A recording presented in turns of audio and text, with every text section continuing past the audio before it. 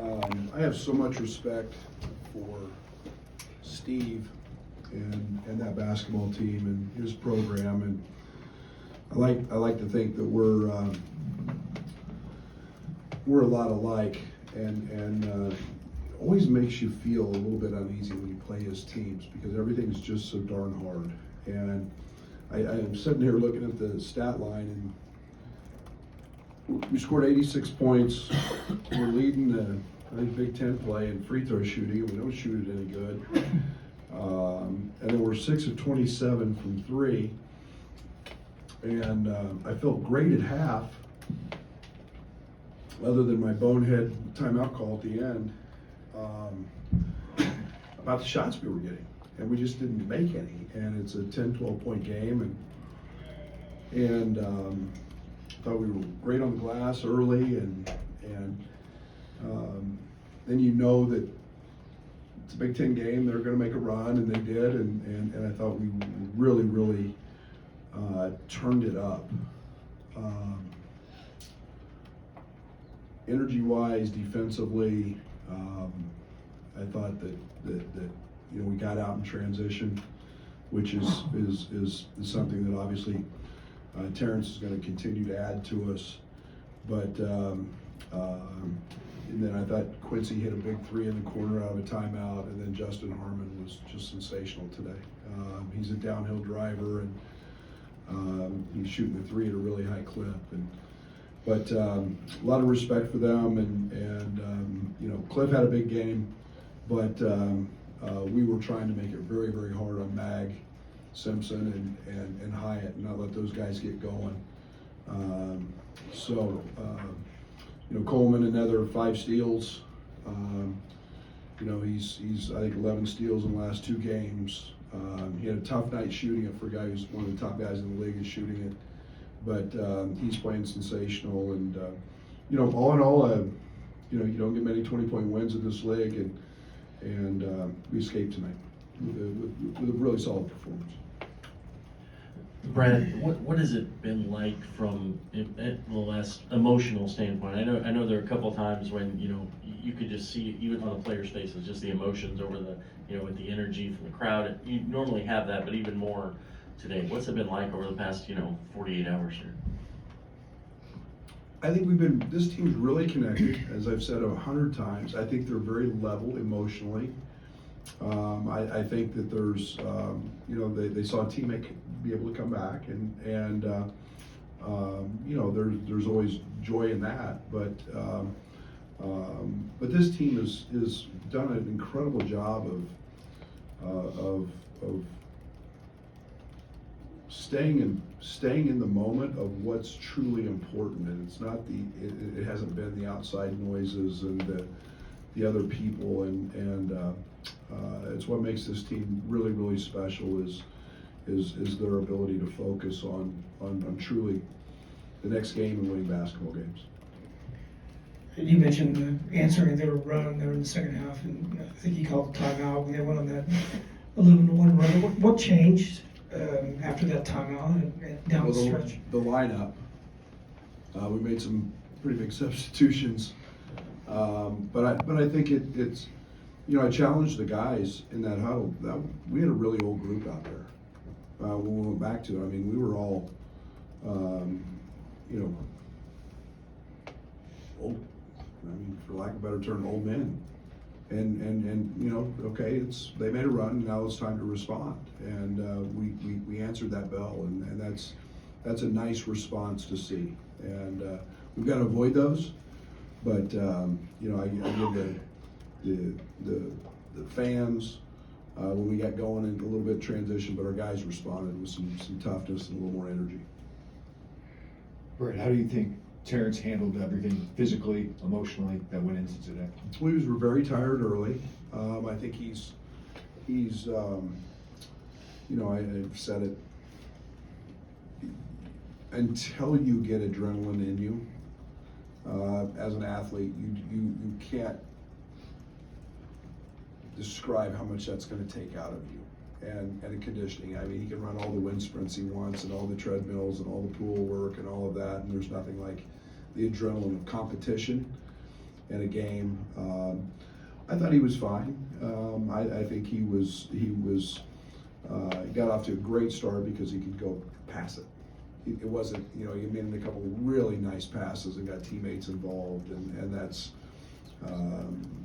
really unselfish play or two in there. But he was very solid, and again, he's had just a couple of days of practice, and yesterday was really the first hard day. So, integrated him in a nice way, and I thought he was pretty solid. Just the way that Quincy and Justin and really Marcus too have found their roles as quickly as they have. Like, what's allowed them to kind of seamlessly come in here and play at the level they're playing at?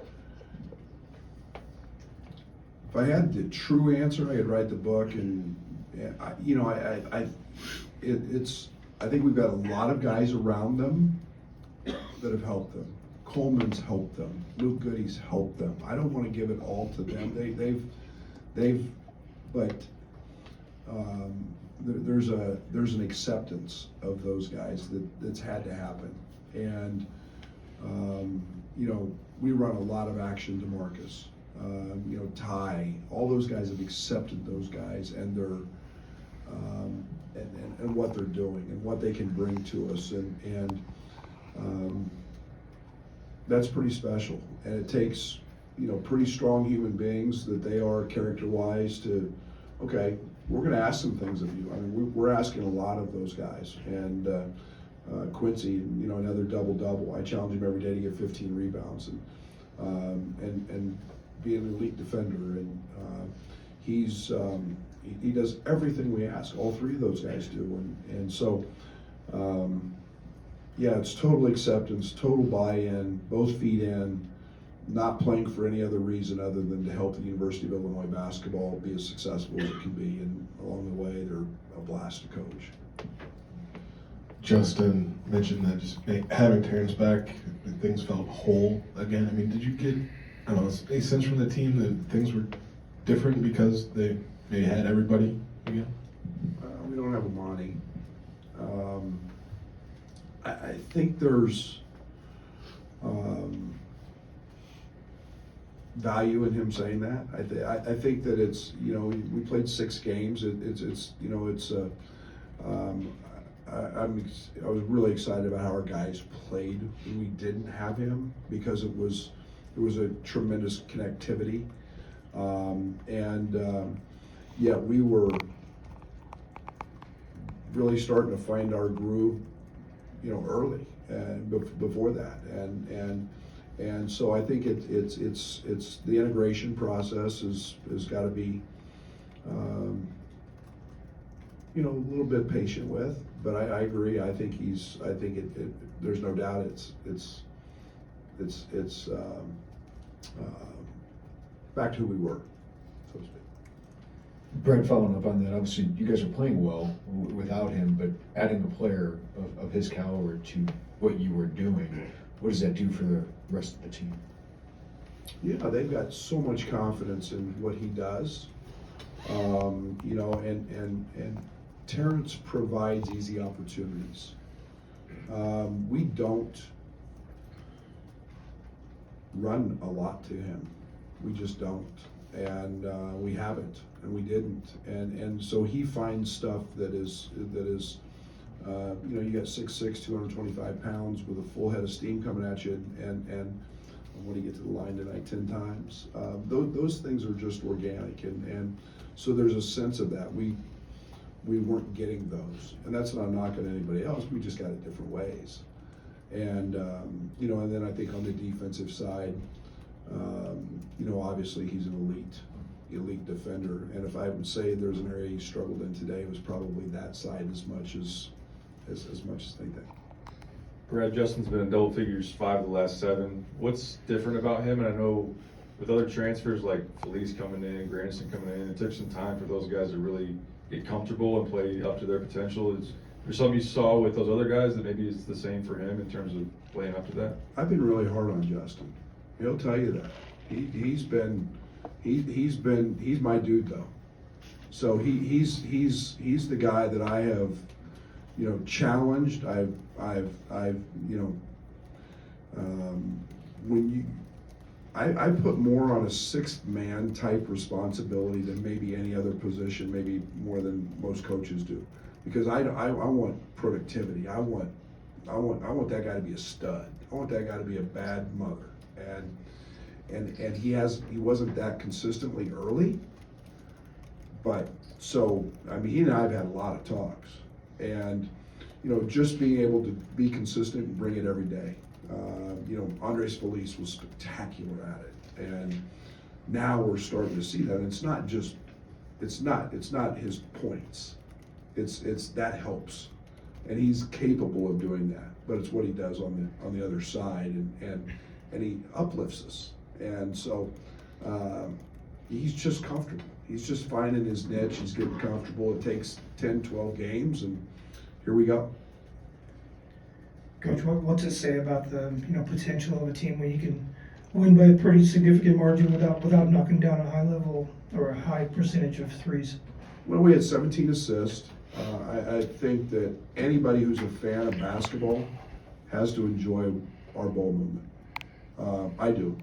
I thought we passed it a little too much sometimes tonight, made the extra pass, but we're sharing the basketball. We've got different guys out there who can shoot it, different guys out there who can drive it. And, you know, not every night is the one thing we can't control, Doug, is whether that thing goes in. What we can control is if we go get a second shot and another opportunity. And, you know, Luke's going to have nights, he's going to make 5 or 6. Justin's going to have nights, he's going to make some. We've seen Quincy and Coleman have them. So, you know, you pair that with booty ball and forcing double teams, and you know, they doubled us all night, and that's great. We're really content with that. So I like this team, their unselfishness, and then their ability to make plays. Brett, Coleman's ability to swat at a ball, like maybe doesn't always get the steal, but it looks disruptive. Like some of that's probably innate, and I would guess some study. Like, how have you seen that part of his defensive game evolve? Well, I haven't coached him 1 second in that, so it's a pretty innate ability to do that. But he's got exceptionally quick hands, and he's unique. That's a you know, there's a few players in the country that have that just ability to get their hands on a ball, and then he usually comes up with it. And that's even, you know, a lot of people knock a ball and it goes away. The ball gets come to him. But he's got a great knack for it, and he's got great timing and anticipation. But that's a unique gift that, honest to goodness, we try to dig and do some things, but you know, I can take zero credit for his ability to come up with loose balls like that. Thank you.